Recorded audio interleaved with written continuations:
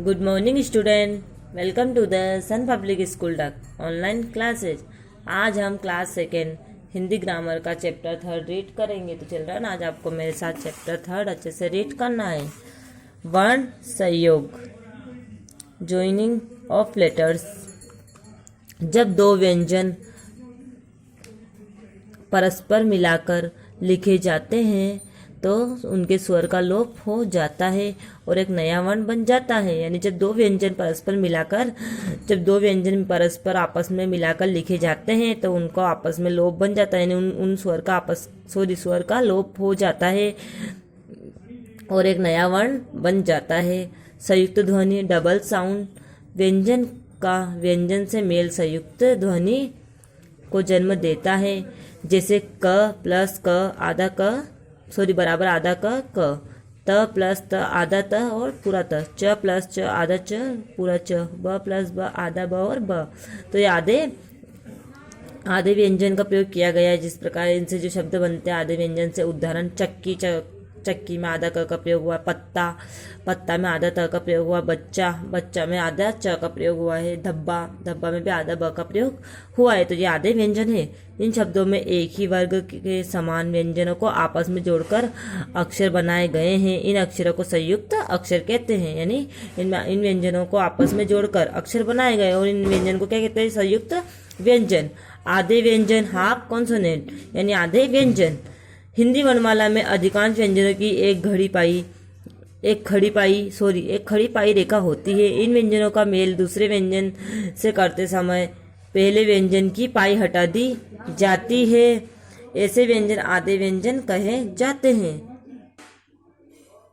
बिना पाई के व्यंजन ख आधा ख, ण आधा ण, ब आधा ब, ग आधा ग, त आधा त, भ आधा भ, घ आधा घ, थ आधा थ, म आधा म, च यानी आधा च, ध आधा ध, य आधा य, झ आधा झ, न आधा न, ल आधा ल, ण आधा ण, प आधा प, व आधा व, श आधा श आधा श, स आधा श। यानी इनमें आधे व्यंजनों का प्रयोग इस प्रकार आधे व्यंजन लिखे गए हैं।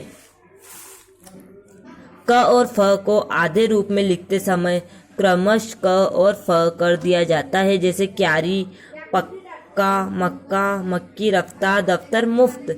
बिना पाई वाले व्यंजनों जैसे ट, ठ, ड, ढ, द, छ, ह आदि को आधा करने के लिए इनमें हल चिन्ह लगाए, यानी हलंत का प्रयोग, यानी इनको हलंत बोलते हैं, हल चिन्ह लगाया जाता है। जैसे ट गट्ठा, ये हलंत लगा हुआ है, यानी हल का चिन्ह लगा हुआ है। ठ इनमें भी लगा हुआ, ड, ध बुद्धि, छ, ह ब्रह्म, र के विभिन्न रूप। र का प्रयोग कई रूपों में किया जाता है। इसका विवरण निम्न प्रकार से है। यानी र का प्रयोग कई रूपों में किया जाता है। उसका जो र का प्रयोग किया जाता है बहुत सारे रूपों में किया जाता है, उनका विवरण नीचे दिया गया है। ज्ञान झरों का हल चिन्ह का प्रयोग व्यंजनों को स्वर रहित करने के लिए किया जाता है। जब र को किसी व्यंजन के साथ मिलाया जाता है तो वह अगले वर्ण के ऊपर लिखा जाता है, जैसे र प्लस ग बराबर वर्ग गर्ग, र प्लस द बराबर दर, यानी ऊपर गर और दर, यानी र का प्रयोग हुआ है, इसको आधा र बोलते हैं, र भी बोलते हैं। वर्ग गर्ग, सर्दी वर्दी, तो इसमें र का प्रयोग, यानी आधे रर्रा बोलते हैं इसको, तो र का प्रयोग हुआ है। अन्य उदाहरण कर्म, चर्म, दर्पण, तर्क, सर्प, धर्म, गर्मी, वन, हर्ष, स्वर्ग।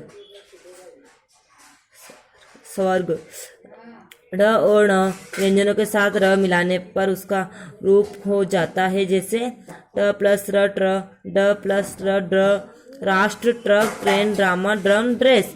यदि आधे व्यंजन के बाद पूरा र जोड़ा जाता है तो उसे वर्ण के पेड़ में मिलाकर लिखा जाता है, जैसे